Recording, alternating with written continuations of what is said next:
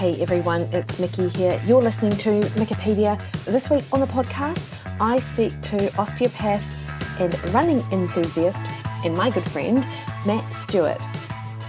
And we have a wide-ranging, evidence-informed conversation that begins actually with my tendinopathy. So you guys join us right at the beginning when we're just chatting about my current injury status actually, but Matt dives deeper into the underlying pathophysiology, why it develops, and what effective treatment actually looks like beyond generic rehabilitation. And from there, our discussion broadens to explore how stress and inactivity influences tissue health, load tolerance, and recovery, affecting not only clinical populations, but athletes who may otherwise be training consistently and doing everything right. We also unpack the role of the brain in pain perception, including how pain can be upregulated or dampened, and why this understanding is critical for both injury management and performance. Throughout the conversation, Matt shares how his interest in ancestral and evolutionary foundations has shaped his clinical approach. And this is how Matt and I know each other, through our shared interest in understanding health from that evolutionary lens. Matt talks about this as a framework that helps bridge modern sports science, osteopathy, and real-world movement into how he deals with his clients and patients. So this episode will appeal to clinicians, coaches, athletes, and anyone interested in how the body adapts to load and stress over time. And I think you're really going to love it. Matt does such a great job of unpacking all of these areas. I have links in the show notes to some of the things we talk about, including Mark Sisson's archetypal rest postures video, Matt's links at Unity Osteo, and you can book an appointment with him either if you're in Auckland in person or via telehealth, unityosteopathy.co.nz.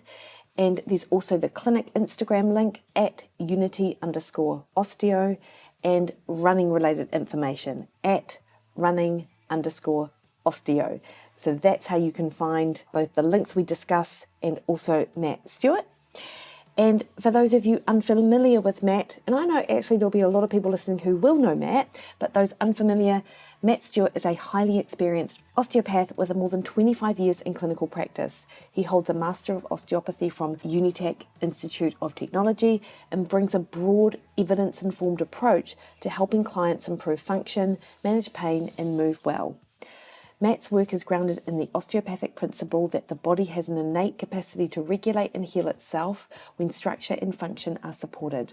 His clinical approach integrates cranial osteopathy, myofascial techniques, joint mobilization and manipulation, tailored to the individual needs and preferences of each client.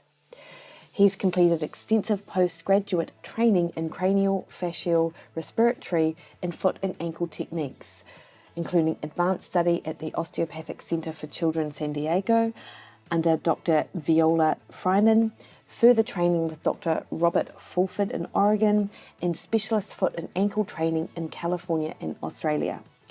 In addition to his clinical work, Matt is an accredited Athletics New Zealand coach and has a strong interest in working with runners and athletes to support performance, recovery, and injury management. He's competed in events ranging from road races to marathons and ultramarathons, including 3 Comrades ultramarathons in South Africa, which is quite a feat. So I hope you really enjoy this conversation. Before we crack on into it, I would like to remind you that the best way to support this podcast is to hit subscribe on your favourite podcast listening platform. That increases the visibility of Wikipedia in amongst literally thousands of other podcasts out there, so more people get to hear from experts that I have on the show, such as Matt Stewart. All right, team, enjoy this conversation.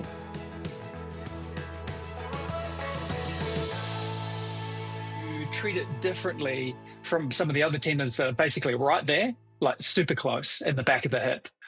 And they're positional tendons. They're really short. They've got a really short tendon usually, and they don't elongate much because positional tendon, you want whatever it's positioning to stay in that position, right? So around the hip, right? When you're running, you want your you don't want to drop, when you're running.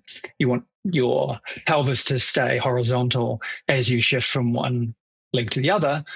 Hamstring's doing something completely different. It is doing the energy recoil, absorb, force, recoil. And once you get an injury in there, there's a few things that happen, but the tendon gets shielded from that force. Mm-hmm. And then it doesn't get, and it's the force that gives it the stimulus to recover. So it's kind of not a great cycle to be in. So how do you get those fibers? And there's a way to do that. And so, if you haven't done that, it might be something to The trial. isometric loading. Isometric loading, end of range, but also there's some end of range loading, very low level isometrics with vibration. Vibration. Yes. And not force plate and vibration where you stand on, like the power plate kind of stuff. Although that has its place, it's not quite like this. You put it directly on the muscle, up close to the tendon. So with that, you're actually strengthening the muscle. And then, the end of range, long hold isometrics for the tendons. Right. Do you have that on an email, Matt? Yeah, I'll just have to dial that one in. But the other thing is, if you go to the States quite a bit. Yeah. There's a guy who sells like I've got a big unit here for doing vibration, but when you put these little units onto the muscle, you Velcro on them, and you hold that isometric for 10 minutes. It's a long time. Yeah, but it's super low contraction. So, you're looking at just holding that muscle against the tiniest weight. So in the hamstring, you'd be prone and you might have one of those 1 kilo ankle weights and your legs out straight and you're just loading it. And you're holding that position. So it has to be super low because you're going to hold it for 10 minutes. And you do that protocol 3 times. So it's half an hour. You do that 3 days in a row. And what's incredible is you're organizing your brain. You're getting rid of that cortical inhibition, which is that other factor. So you've got the tendon shielding. It's not getting the force to remodel, but your brain is also sending a signal, hey, don't do that because that really hurts. So you lose your power. When you do these super long load isometrics with the vibration, you're basically bypassing the inhibition. That is exactly what happens when I'm running. My everything shuts down. Like everything seems to shorten and tighten, and my speed just goes just close. And so I'm like, oh my God, I was running 5:10s and now I can't even run 6 minutes. Yeah, and because it's hamstring, you just can't get that leg out in front of you, right? And then when you in that deceleration, the hamstrings decelerate your foot and brace your foot for heel strike. And brain's saying, I don't like that. Let's shorten things up. And you get into a position where, what's going on here? Does a TENS machine do it? Different stimulus. So TENS is electrical, and this is mechanical vibration. Right. Yeah. And so I believe you're stimulating different receptors. With the vibration, it's the muscle spindles, which tell the brain rate of stretch, degree of stretch. And then when you're getting the signal going up and some other mechanisms, your brain's going, hey, we're going to make it feel tighter through the muscle spindles. And when you put that vibration on there, it's like putting AC/DC on 10, right? It just cannot hear the signal and it sort of fatigues. And you get this window where, you're basically resetting the tension up in the sensory motor cortex, which is really useful, especially if it's been there for a long time. So once you've gone into the chronic phase, so, you're 3 months plus, there's more of the cortical inhibition. That'll be me. That'll be me. What about a massage gun? Will that do it? You got to hold it there for 10 minutes. I could try. You could try. You could rig up something, get some Velcro straps or something. And I was telling someone, there's an app on the iPhone called Vibration Analysis. And so the hertz you want to be at, 50, I've had mine set at 40. I've just jacked it up to 50 because the research says 40 to 60 hertz 50 seems to be like where you get the good, like more juice. And you get this app, put it on your phone, press play, and put the massage gun there, and it will tell you what hertz it's oscillating at, Okay. which is really useful because then you're on 50 hertz and you're getting the best bang for your buck. 40 is okay, a bit higher, but it also depends on how far it's vibrating. And then do you direct it to the hamstring? Yeah, you put it on the proximal hamstring. So this is treating the muscle, and because of course the muscle's connected to the tendon, right? Not all the fibers, and that's an interesting thing, in terms of fascia is this, everywhere, continuous kind of thing. The muscle fibers not all of them go all the way through from top to bottom. A lot of them go out to the side and go through onto the fascia. There are a few that go directly onto the tendon, and so you need to be able to pull on all parts of the tendon. Problem being is that low level contraction, you're usually getting those type 1 fibers, slow twitch, walking and stuff. And so they'll only be pulling on 20% of the tendon. And you may not be getting the amount of shear that you need to stimulate those tenocytes, because it's that movement that makes them go, hey, I need to produce some more collagen here and give them the stimulus. So yeah, the force is going out to the sides of the connective tissue. Some of it's going straight down. So one of the things is you want to try and get some oblique force through the hamstring. It's one of the problems with running, right? Because it's particularly road running. It's very much going to be the same. It's going to hitting the same fibers. And what you want is try and shear those tendons, the fascicles on each other, because the tenocytes are sitting in between. They're getting force, and there's also a fluid component to that. When the tendon gets stretched, it squeezes out the fluid, and the tenocytes are paying attention to that. So you want to get variety into your hamstring, and you want to get so that's for the tendon, and then the muscle, obviously you want that as strong as possible. Yeah. So what I'm hearing, Matt, is if I'm going to try this with my massage gun, which will be helpful for anyone listening to this, because they're much more likely to have a massage gun. And I haven't even done an introduction to you and what you're about, but we'll get there. Well, okay. But so you take the massage gun, put it on your phone, get that 50 hertz. For runners and walkers, it tends to be that outside quad. It's you can tell a runner, you get into that outside quad, it's got that stabilizing effect onto the IT band. And, runners, you can just feel the IT bands, and habitual walkers, they're remodeled through there, right? Because they're taking the force through. You come in onto that lateral quad, you try and get your massage gun with the biggest disc, not the pokey little prongs, but the biggest disc, and find that 50 hertz, press it into the quad, and just work up and down through there, through the middle third of the muscle. And it gets down deep. So you're stimulating deep receptors without having to put huge amounts of force through, like with an elbow or, fingers or, a lacrosse ball. So you don't have that pain, which automatically your brain's going to go, hey, I don't like that. I'm going to contract that muscle. So you're kind of working against yourself. With the vibration, you're getting to those muscle spindles and you're oscillating them and sending a signal where they just basically, you're sort of resetting them. So you're not getting that signal going back and then setting the tension in the muscle. So I do it in my quad for my hamstring. You would do it, yeah, because there's a reciprocal arrangement, right? So when you're contracting your quads, your hamstrings have to release. And so if you can release your quads, typically we find a lot of tension through the quads. If the quads are tighter, the hamstrings tend to be a little bit stiffer. The hamstrings feeding into the top of the back of the leg, into the gastroc, they sort of do this acrobat handshake. And so then you get tension down into your calf. So if I was going to start somewhere, I'd start in the quad, and you may find that a lot of that tension might drop away.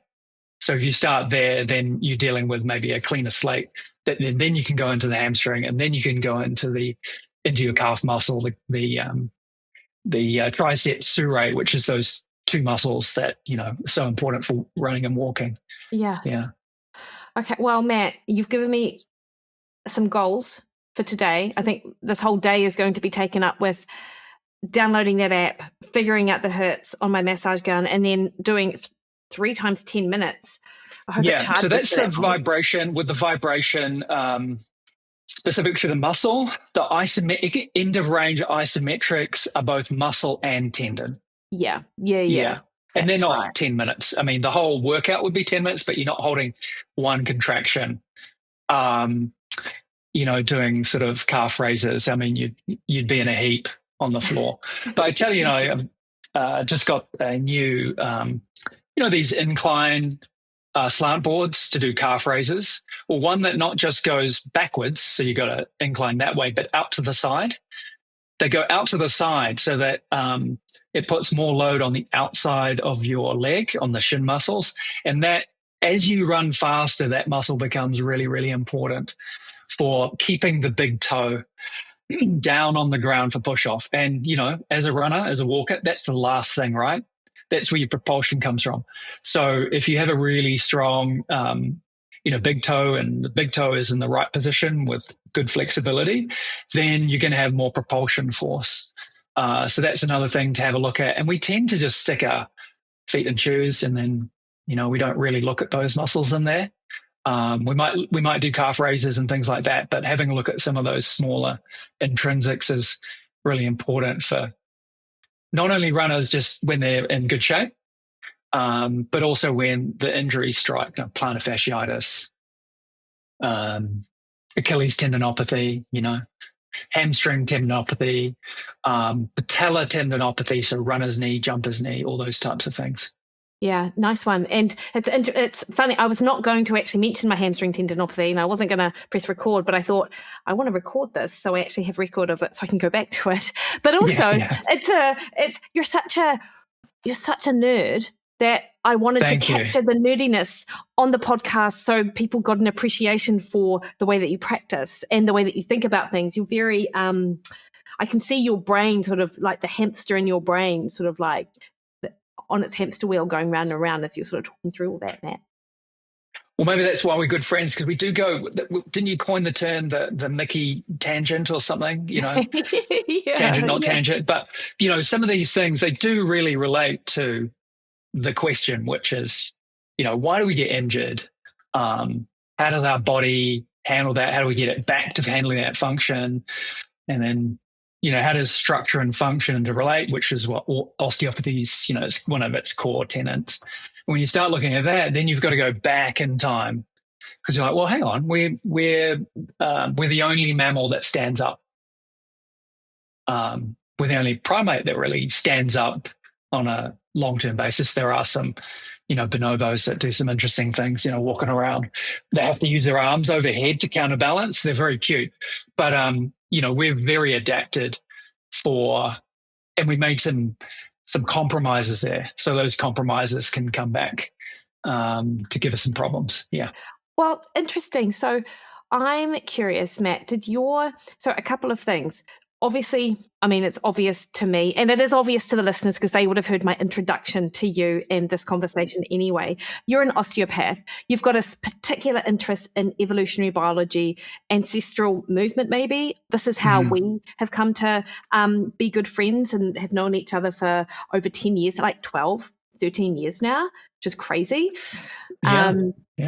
Yeah, because the Ancestral Health Society started off in 2014, I think, which is... Yeah, but, it was a mutual friend, Mandy Crawford, who was studying, and I knew her, and she said, oh, you get on well with my friend Mikki, and that predates even that. So it goes back before that, that sort of, that one must be AUT crossover with Mandy, yeah. It absolutely would be.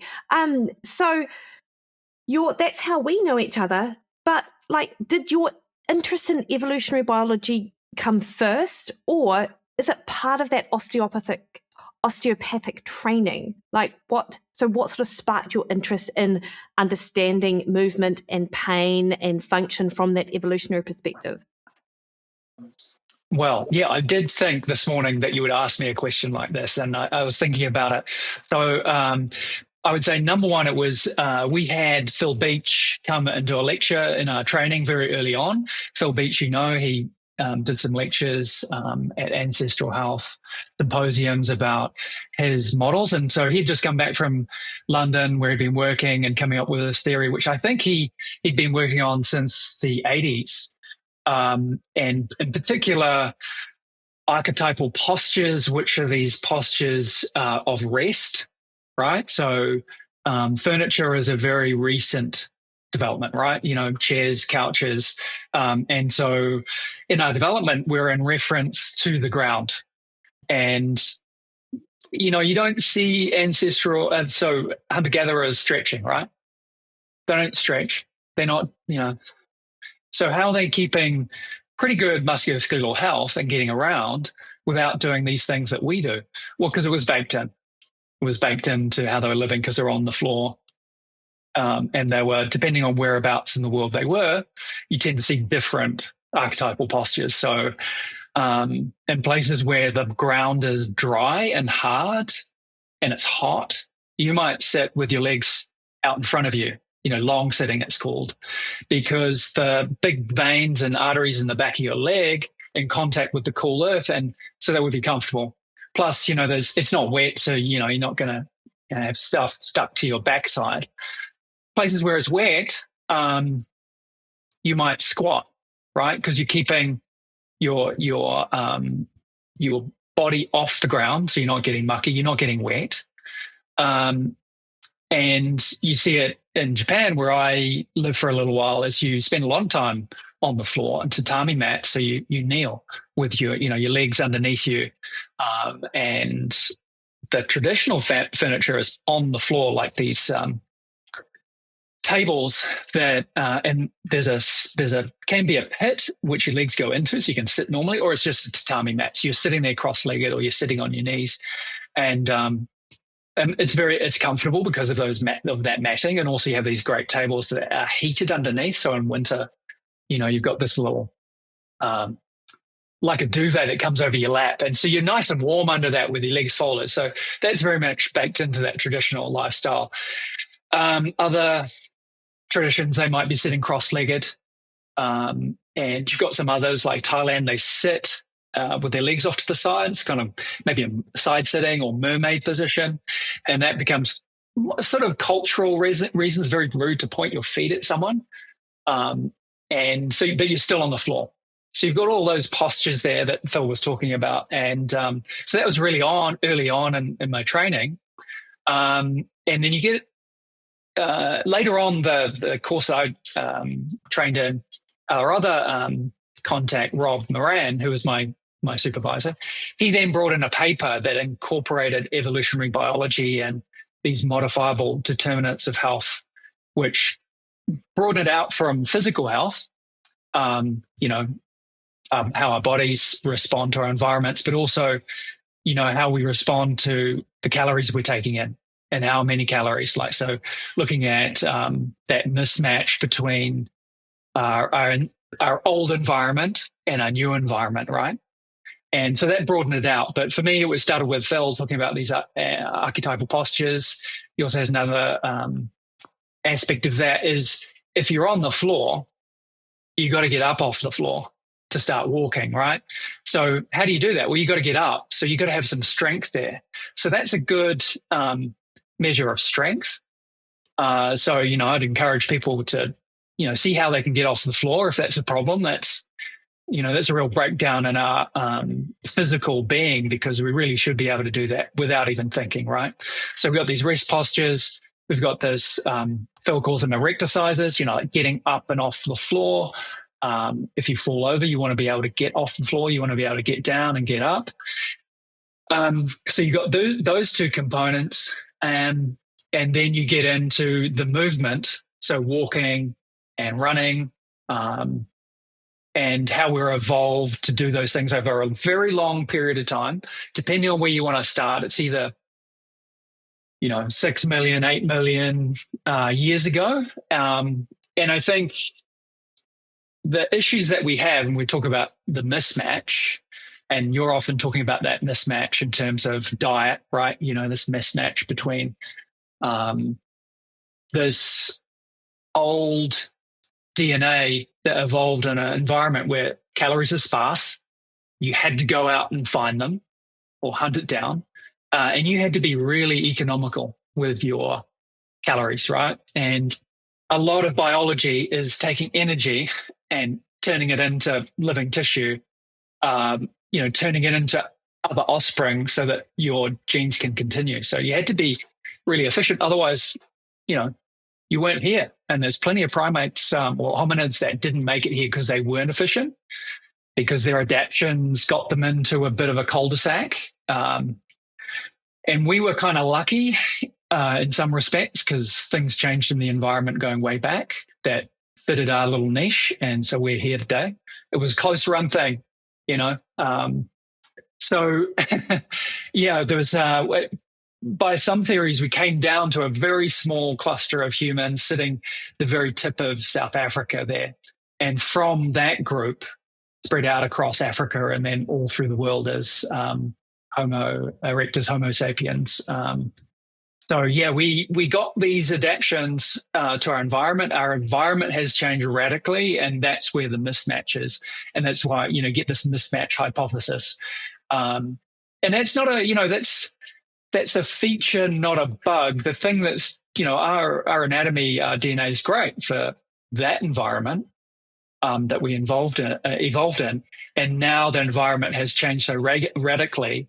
And there's that mismatch, right? And then the next component of that is the cultural evolution is just blazingly quick, You're just thinking in the last sort of, say, 15 years, smartphones, like buttons, memes, doom scrolling, endless news, all those types of things. And whether our brains, are quite capable to do that because we evolved to live in caves and pick berries.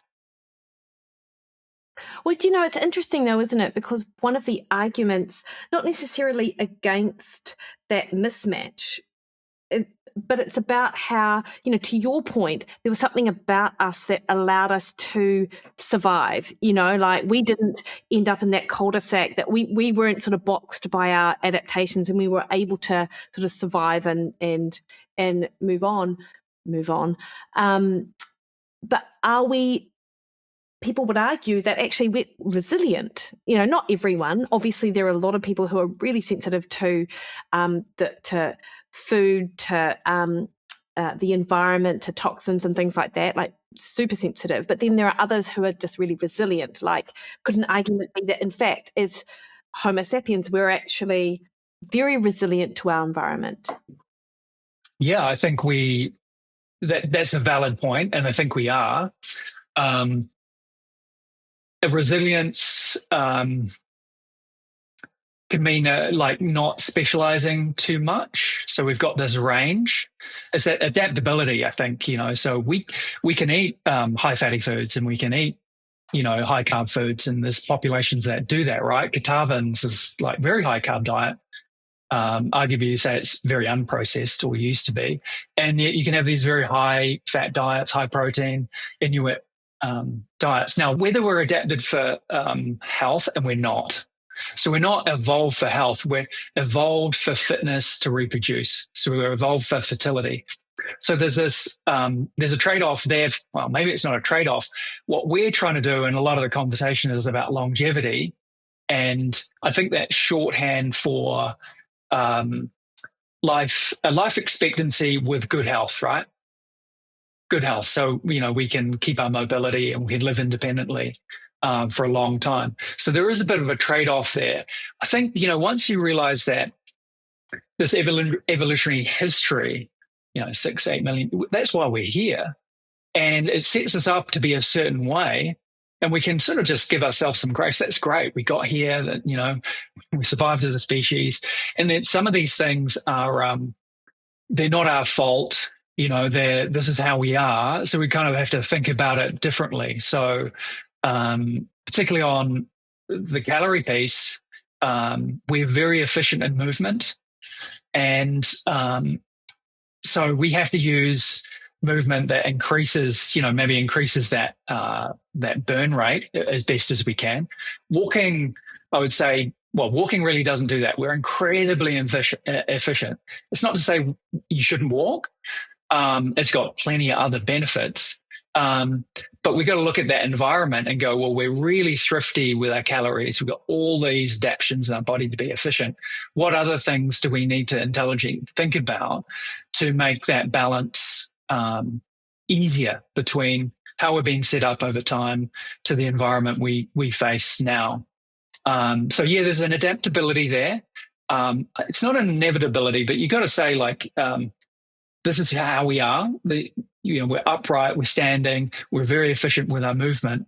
So what can we do on the other side of the ledger to accommodate for that? So yeah, some people, there's the evolutionary biology piece, and then there's the shorter time frame. So that's maybe going out 8 million years, and then you've got the developmental aspects of health and disease, that DOHAD, which is kind of looking at your parents and your grandparents and their tweaking of the DNA with epigenetics that set you in this kind of band, upper and lower band. So evolution set us this band, and then your near ancestors set you in this band through epigenetics and your maternal, a tighter band. And then what happened to mum when she was carrying you as a fetus, all those kind of factors. And then you're born into this environment that sets some other factors. And then you've got your own factors that you control, which are, diet, activity, lifestyle, all those type of things. So once you realize that, you've got these kind of guardrails, I think you can relax and sort of go, give yourself a bit of grace and not beat yourself up and go, well, yeah, this is how I am. So now how do I think about those things and be intelligent and realize that often you're looking at the environment and trying to figure out how to use your, modified ape brain in an intelligent way. So, there's all sorts of things around that. Matt, is this a way that osteopaths would typically think, or is this something specific to the likes of you and our sort of more ancestrally minded friends? Like, I'm curious, I think there's a subset that are. I mean, certainly the training is on our anatomy now. Maybe not looking at how it evolved to get to this point.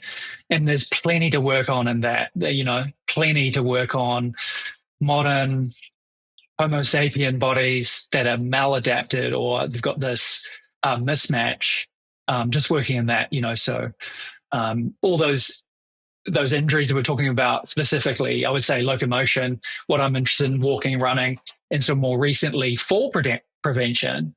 As we get older, we want, and that's usually pretty catastrophic.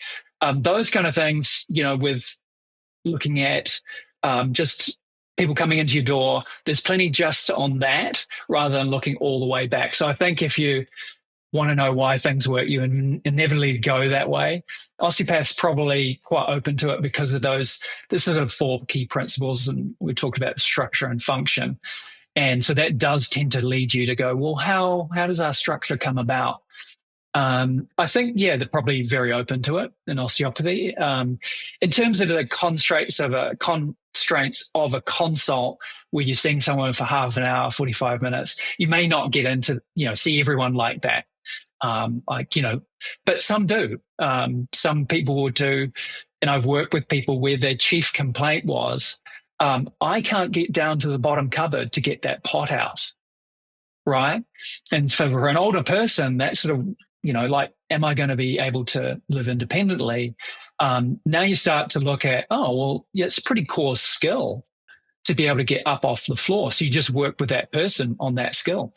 And they feel very empowered with that. And that might be all you do is working and coaching them on that. And that's a very different question. And you may not even go near the treatment table, which is perhaps where osteopaths are, we're doing hands-on work and we're looking at, how your structure is working, fascia and tendons and ligaments and muscles, how that is all going. And we're often seeing people come in with pain, an acute situation.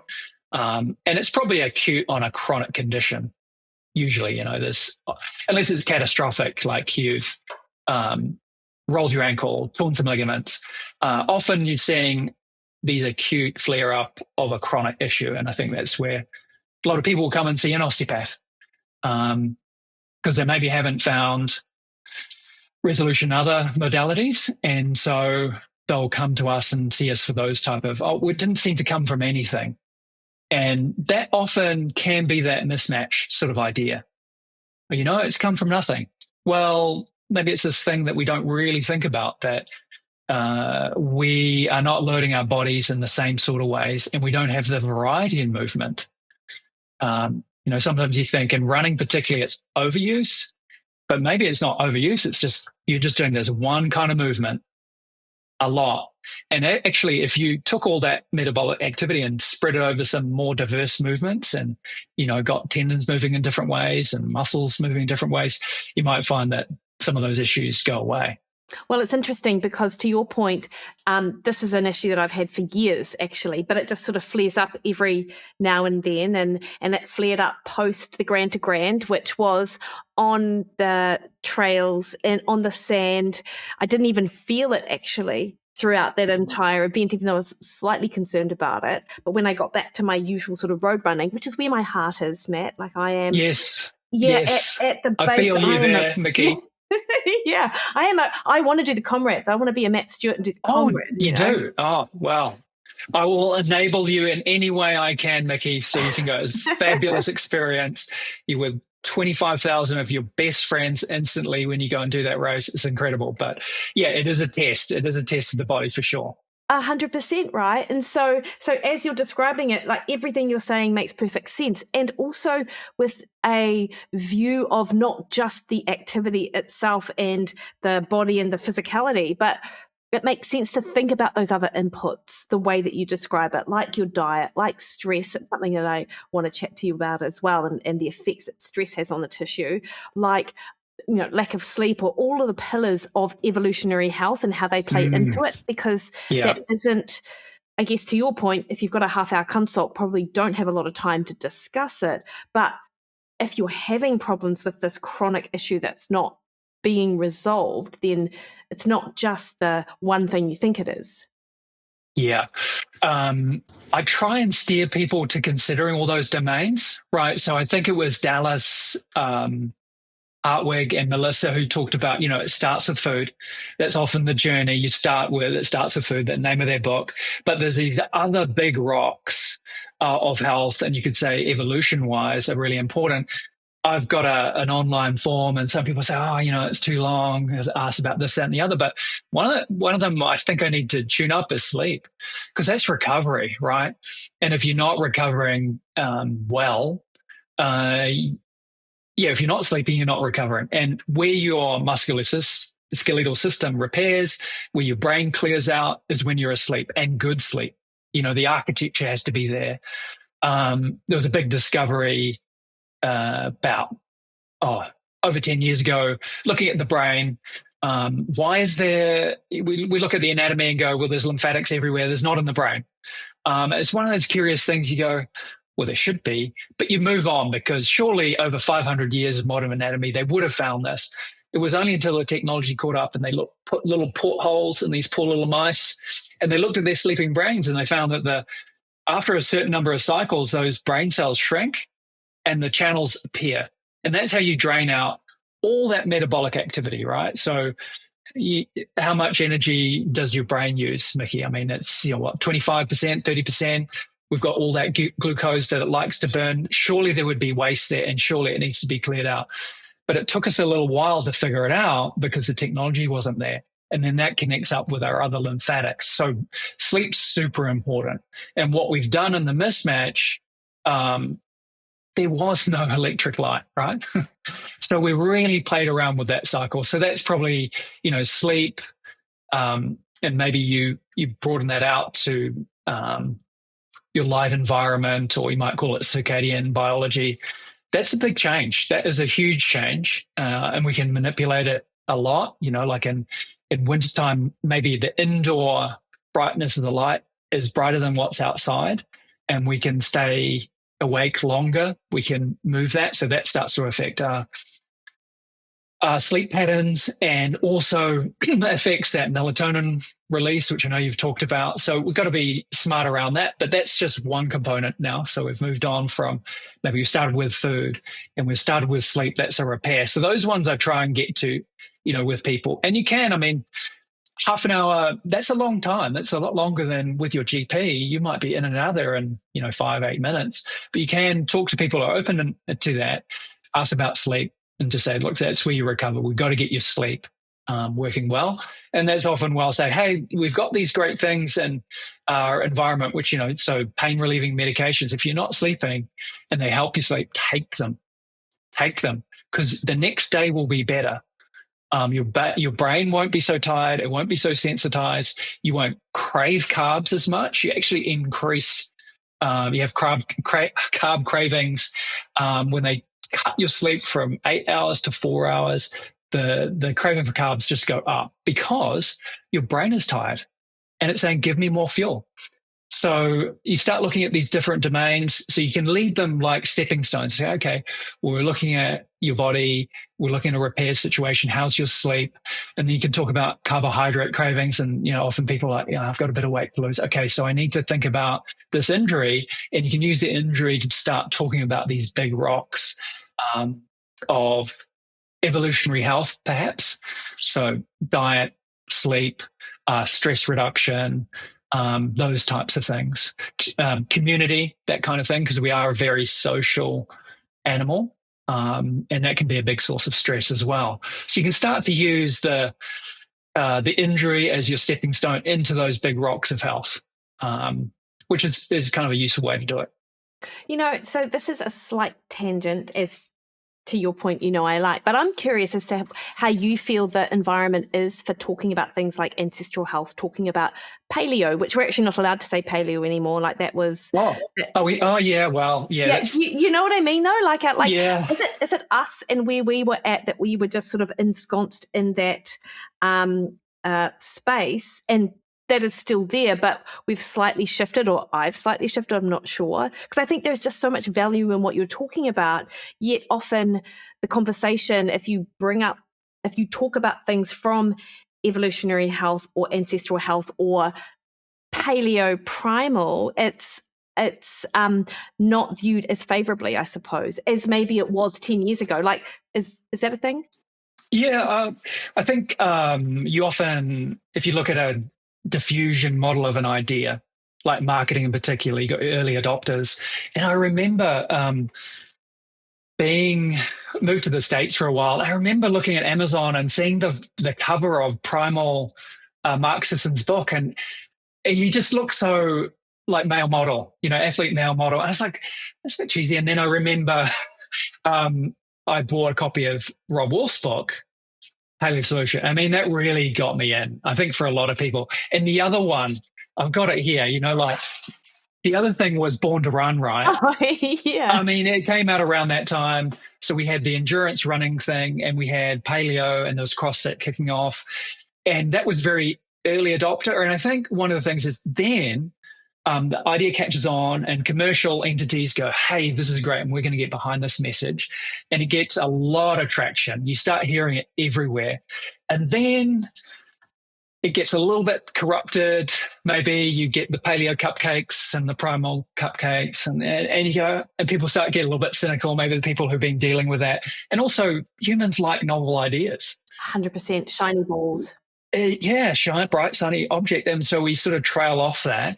And we can get very particular about this one idea. And then there's this big groundswell, and it just kind of goes, and the focus shifts, and we'll be on to the next thing, right? So there's a bit of our own, evolutionary bias to looking out for these novel things, because that could be a threat, or it could be interesting to us. And then we also get tired of the thing. And then in a modern environment, the commercial imperative sort of moves on. We see these different things. I don't know where it is now. I think, have we gone past keto, or Is keto still in the ascendancy? But it's still all very diet based. Um, it still starts with food. And what I'd like to see is that actually people move into those other rocks. And it's one concept that Rob Wolf talks about, and maybe it's who's the other guy who 4 hour work week, Tim you know, Ferriss. Tim Ferriss, minimal effective dose. They both talk about this minimal effective dose and that Pareto principle. Well, when you've got 80% of the effect of, say, diet, and you've figured out what that looks like for you, like you get your plate organized and you know what foods work with you, great. Time to move on. You can keep optimizing for that next 20%, but the gains are going to be less and less. Move on to those other domains, and you might find that they are even more dramatic. You start optimizing for sleep or stress or social connection, those type of things. So having a look at that whole, and it's often represented as a bit of a circle, these domains Yeah, to look at. nice. And then if we think about movement as one of those domains, like obviously you've got the likes of me and you and many people you might see who are athletes, and potentially our problems is that we only move in one way, and we probably need to broaden the way with which we move. But then of course I know that you see people that don't really move, or they do begrudgingly. So they're not actually, they might not have an athlete mindset, which is not to say that they can't, but they just don't think about movement as part of who they are, which is how I like to see people. I like them to think they're human, they're designed to move. And I know not everyone thinks that. How much of pain, Matt, and injury that you see is related to the fact that people just don't move? Oh, big, really huge. Yeah, I mean, you look at sort of step count. I know I like to know how many steps, and that whole 10,000 concept came out of the Olympics in Japan, I believe, Tokyo Olympics, and there was a company that wanted to do a promotion, and they developed these little pedometers, and in Japanese, 10,000. So you kind of have it's a big number, it's a nice little number. I think it's Ichiman. And they were like, yeah, great, here's this target. And it wasn't anything to do with looking at the human movement or anything, but they went 10,000. Okay, that's a really good number. When later on, when they started looking at these ancestral populations, it's actually more like 14,000. There's a range about 14 to 17,000. Oh, interesting. So when you look at the Hadza and they put pedometers on them and they, follow them around, it's sort of up there. So if you look at a modern day step count, leave from the house, get in the car, drive to work up the steps, sit there all day, come back. There's a lot of detuning, and it happens pretty quick. It's pretty astounding that we have that resilience for so long, I would say, where there's very little movement. So look where we came from, look at what we're doing. Yeah, it can start to break down. Now, how do you get to people who that are not interested in exercise? Well, you tend to look at that injury or the complaint, the pain. What is it that motivates them? What is it they want to get back to doing? And often just getting out of pain, that's enough for them. And that doesn't mean the whole problem's gone away, because pain's just this kind of tip of the iceberg. In a lot of cases, it's gotten to the threshold. Your brain has gone, hey, there's a threat here. I don't like this. I'm going to shut this particular movement pattern down. For example, if you've got tendinopathy or if you've got an acute swelling, it's like you get people out of that. That can be the motivator. What do you want to do? Well, I've got plantar fasciitis, and I've been invited to go to Japan. I know there's lots of walking involved. Okay, right. So that's our aim. So you can get people along for the ride, getting back to what they want to do. And to be fair, a lot of people don't like to come and see me, to be honest. They want to get back to real life, what they want to do. Some people are motivated in their workouts, like strength. I'm doing strength because I love to run, right? And I know that's important, but I don't love to run. Love to work out. I love to run. But you can see how it's so important to that. And so we can use that strategy. What is it that you are aiming for? Because often, lots of people walking around in pain, but they don't go and do something about it, right?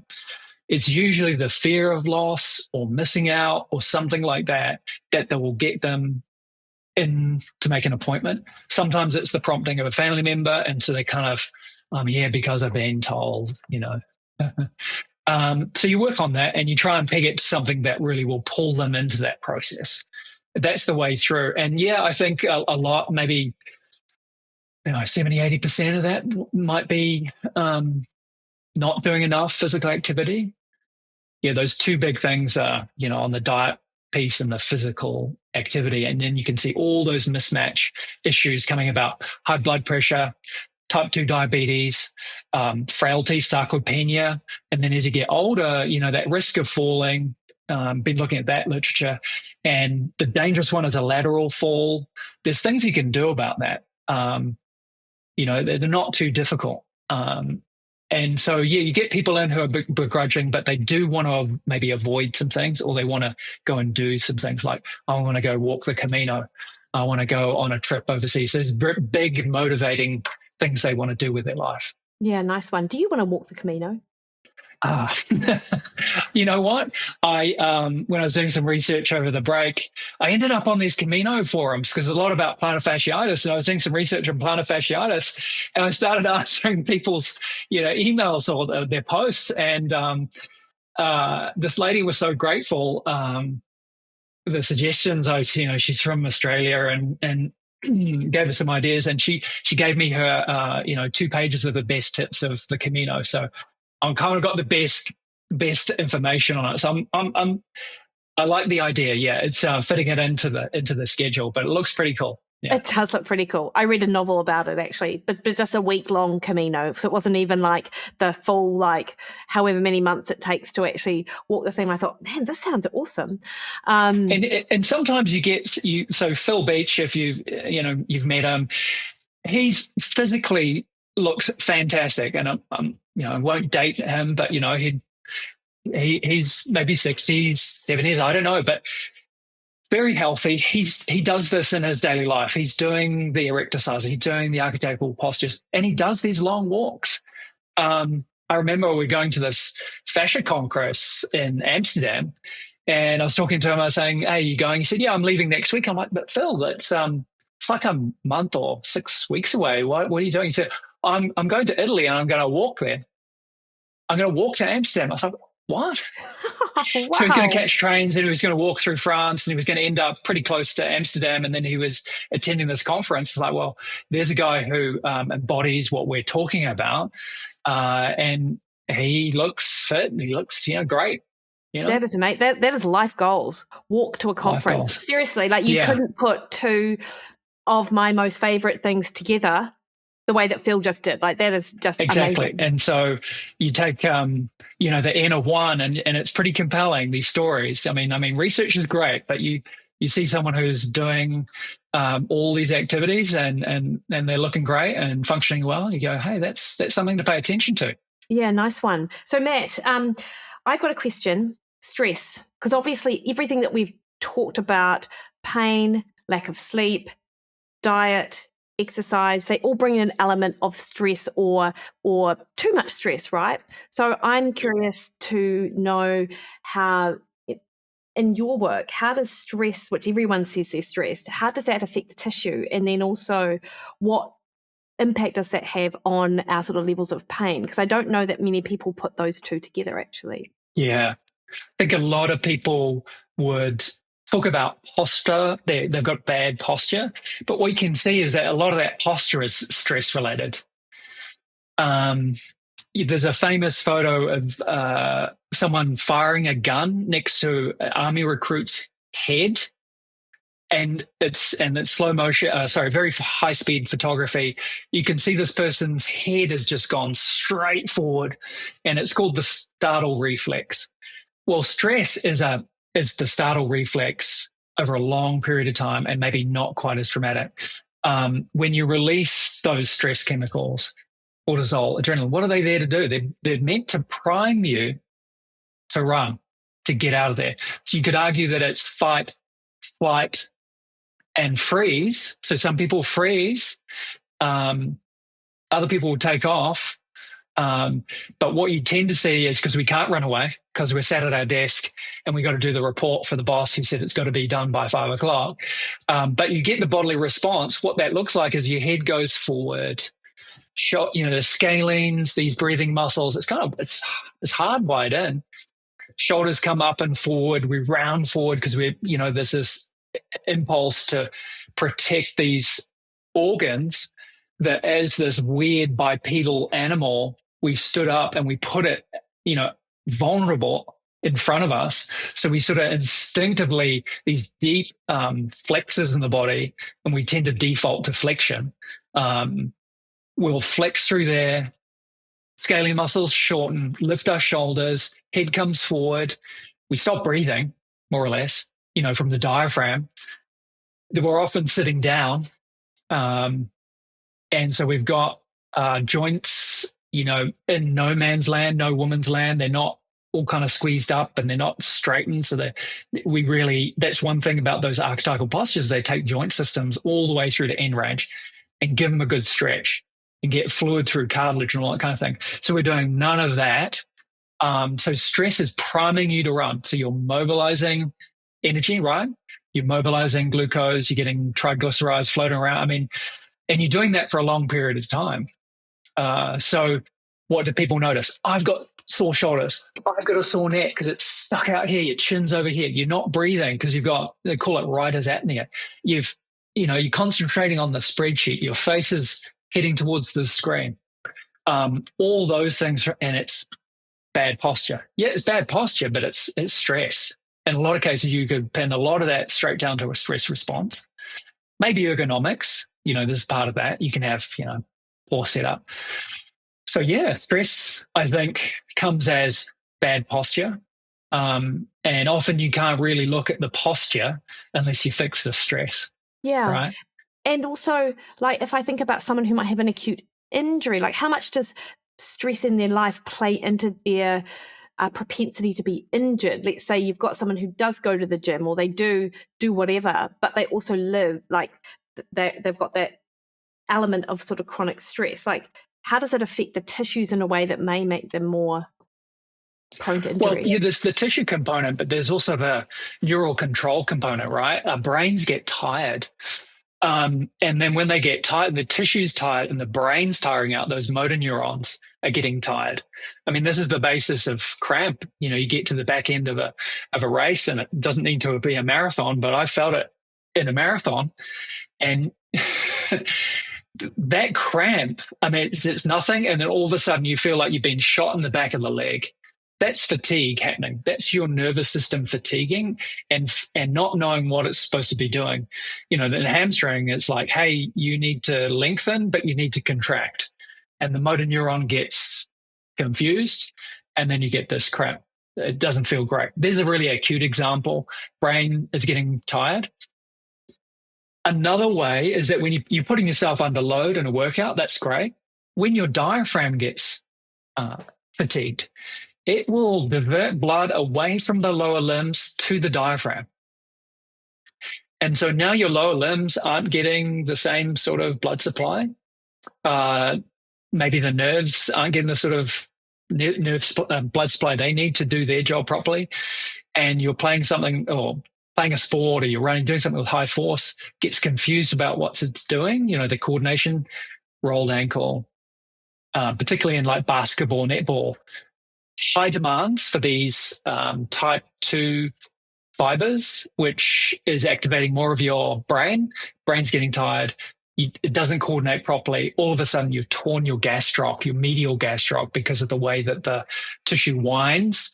The medial gastroc is going to receive that force first rather than lateral or the soleus. So you see that a lot in tennis, and you see that a lot, right? It's like medial gastroc tears. So you've gotten tired. That's a stressor. If you go into it tired because you didn't sleep, and I'm just going to get the workout in, I'm just going to go for that run, there's just increasing your risk of these injuries. And that's one way that stress can affect you. Long term, you're mobilizing all that glucose, it's starting to it's sticky. Glucose is sticky. It starts sticking onto tendons. And this is a particular issue for type 2 diabetics is their tendons start getting stiff. Now, that's a opposite problem for you and I. We often have tendons that may be too compliant. But for diabetics, some of this is that we're stressed, we're mobilizing, and our tendons get sticky. Oh, so they get stiff because the glucose sticks to them and changes the structure, and now they don't respond in the same way. That's a very long time frame, right? That's 10, 15, whatever years. But that's another way that if you have this sort of metabolic stress, it can start to affect the tissues as well. But in the short term, the stress, the effects on the nervous system and the coordination is where I see that kind of. I mean, you often hear the story, right? It was the last ski run. Well, of course it was the last because then you got injured. But it was the end of the day, usually. They're starting to get tired, maybe haven't eaten. They're like, oh, yeah, I'm out here. It's like 4 o'clock. And they one more and they go over and knee injury, something they weren't quite coordinated. Of course, there's bad luck. You hit a mogul and it's, but those types of things can be where you see stress affecting the tissues in a sort of direct and indirect way. Yeah. Matt, we've almost had an hour, which is crazy to me, which is actually people really have just gotten an insight into if Mikki and Matt were going to sit down and have a coffee, which we have not done in quite some time. I know we haven't. Yeah. Yeah. Which we will do. But this is literally like just jumping into a conversation that we would otherwise have. But I feel like what you've been able to do is just give people a bit of a bigger picture, because a lot of us struggle with injuries that are acute or chronic pain and are unsure of sort of next steps and or other things to focus on than just the injury itself, or just that, you injure your calf, so you go and see someone and they work just on the calf and they're not actually looking upstream at all of these other factors. Yeah, there's that compartmentalization maybe, of course you've got injury to this structure and you want to get that well, but why did that spot go? Because often with the body with fascia is wonderful and interesting, but there's some very fantastical claims made about it. But the fascia protects the whole unit. So where the breakdown is might not be where the true problem is. There's an old story in osteopathy. The founder was kind of telling the student off and said, look, when I stand on the tail of the cat, where does the sound come out? It comes out of the mouth, right? Yeah. I actually had what is the answer to this question? Yeah. So you stand on the tail of the cat. The problem's not the cat screaming. It's your foot on the tail. Oh, good. You've got to find where the foot of the tail is, right? So the calf glue, is there something else you need to be aware of? It could be just the calf, but you've got to look all the way around the body. And that's where I think what osteopaths do quite well is looking at that. And then you start going, well, we're this human in this environment. And that's how you get to this evolutionary stuff that we've been talking about. So, it's tricky because people are like, well, who should I go and see? Should I see a physio? In New Zealand, you got physios, chiropractors, osteopaths working in the same space, and we all do different stuff. And I would just say, I can't speak to what chiropractors do. I work with some chiropractors. We send people back and forth. Work with some physios. It's getting that match between that practitioner. If you know them and you trust them, then that's the person for you. But sometimes I think the physios, they're looking at that acute injury and they do that really well. Like I don't have a look on moon boots here, and I don't have a radiology provider right next door. So you've done something and it looks pretty bad. Physio is going to be really great to take a look at that acute kind of style of things. So. But if you're looking for that rounded, let's have a look at your whole body. Let's see where things might be weak and what might be caused. They might be in different places because of that tensegrity in the fascial system. Then, come see an osteopath. Yeah, nice one, Matt. And on that note, are you currently seeing clients? I will be seeing clients after this call, Mikki. Yes, I am. I have a little bit of a break next week, and then as a consequence, the lots of messages. Hey, I don't see any appointments available, but yes, I do. I do see clients. I see a few running coaches, and they're in the ultra space. So I see a lot of runners. But also, what I'm seeing now is people who, maybe around my age, they're saying, "Hey, can I bring my mother or my father in?" Because they're concerned about their mobility. And so the last little bit, I've sort of been looking at this evolutionary biology from, okay, well, so how do we prevent these falls? What do we need to do there? Because we've got an aging population and everyone wants to see their family, live long and stick around and live a good life. So starting to see those kind of patients turn up. I do see a lot of runners, running sports, rugby, netballers who continue to play well into their 40s and 50s, which is a great thing. But the tendons, they do kind of suffer. And we've got to do a lot we can't just coast on them anymore, so to speak. We've got to work at getting them, in the right shape to handle those forces.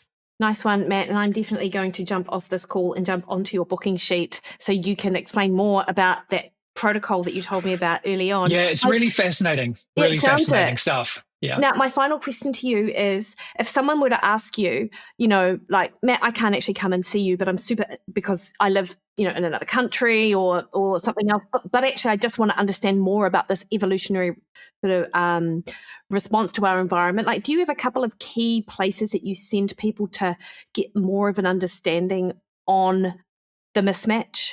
I mean, unfortunately, the Ancestral Health Society is now defunct. So, we mentioned a couple of resources. I think that It Starts With Food was a good one. There's a few other. I'm just blanking on who would be the best, most succint. Looking at all those big rocks. I think Mark Sisson still does an excellent job. Yeah, I think so. I've got one of his books. What was it called? Primal Endurance. I think that has an element of that. But yeah, Mark Sisson, and in fact, he's got a really good video on these archetypal postures. So if people want to know more about that, if there was one thing I could say, like, get on the floor, because that tunes up your body quite nicely.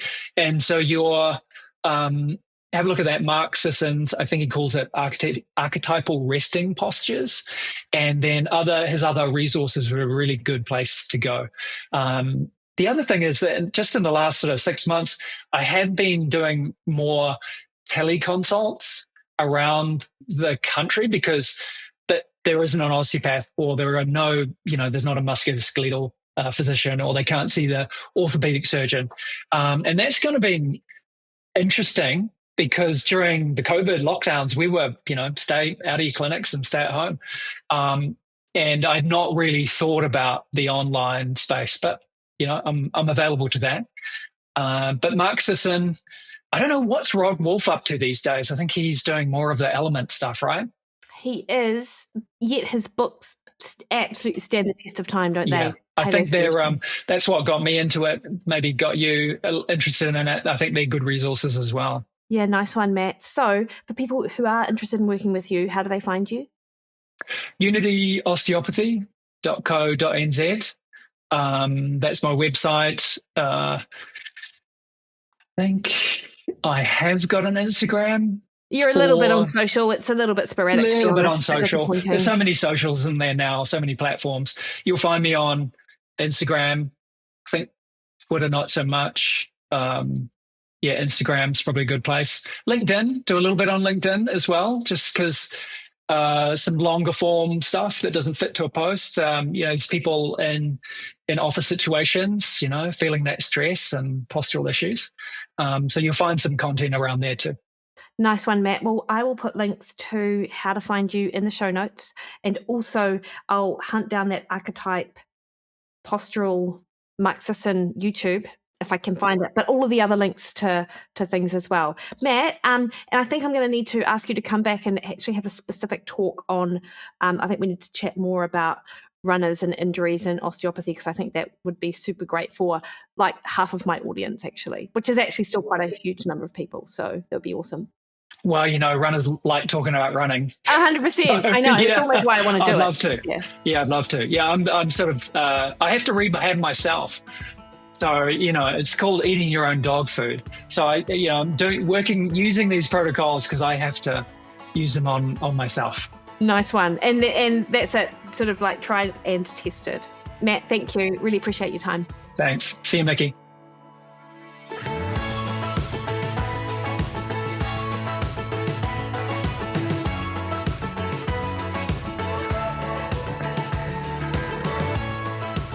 Alrighty, hopefully you really enjoyed that. I found it so insightful, and you better believe that I went and ordered one of those machines that Matt was talking about. Super stoked to learn how to use it and hopefully get on top of my particular running issue. But Matt is so available and so knowledgeable. I highly recommend his services, so absolutely check out links to unityosteopathy.co.nz in the show notes to book an appointment with Matt or anyone of his team. All right, guys, next week on the podcast, I speak to my good friend Molly Hamill about energy healing. Fascinating conversation. You're really going to love it. Until then, though, you can catch me over on Instagram at Mikki Williden, which is where you can also find me on Threads and X, over on Facebook at Mikki Williden Nutrition, or head to my website, mikkiwilliden.com. All right, guys, you have the best week. See you later.